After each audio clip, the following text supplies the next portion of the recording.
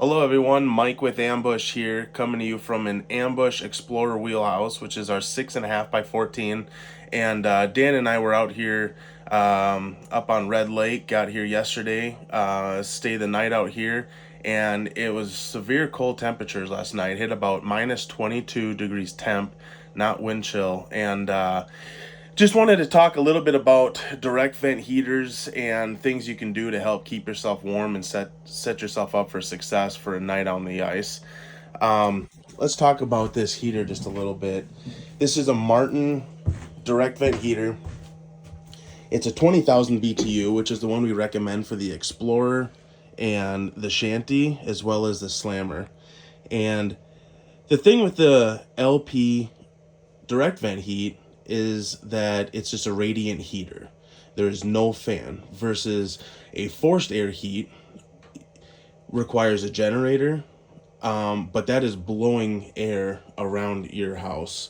So the advantages and disadvantages is that with the forced air heat, you're going to need a generator or a very powerful battery and inverter. Or you can run a direct vent heat like we have here.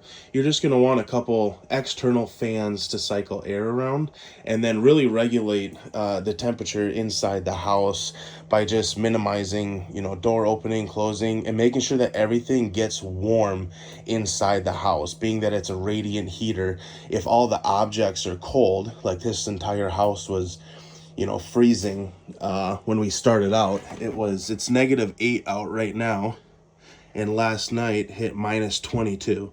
So when we set up last night, it was about minus 10.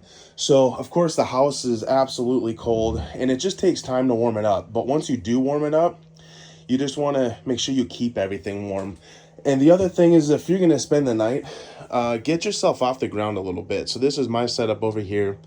Got nice storage up on top, spots for the rods right above you, and this folds out into a bed. But what's nice is, you're about 16 inches off the ground, which there's no doubt that the floor is going to be, colder than it will be up high. So get yourself up a little bit.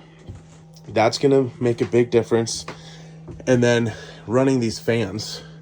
So just for scenario, we had these running all night to keep pushing that air down on us, and the heater at minus 22 was probably just shy of high like that.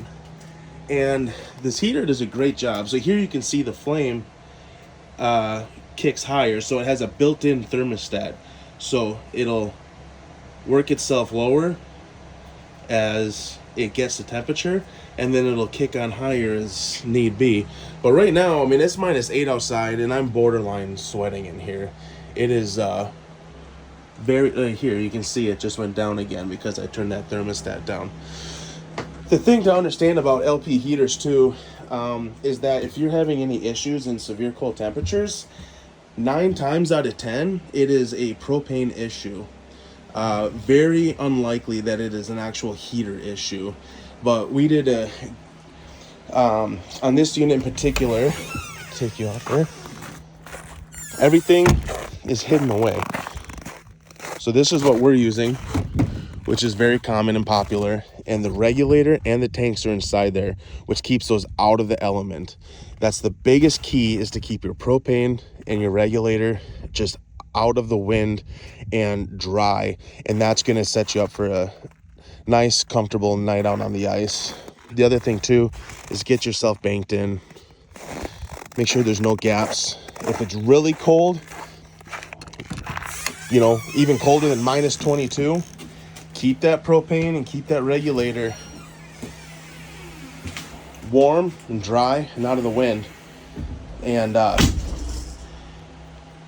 just get everything warm inside here and keep those fans cycling. And even if it's colder, you can set yourself up for success and a comfortable night out. But anyway, just wanted to talk a little bit about the heaters and just things you can do to keep it warm inside your house. Have a great day.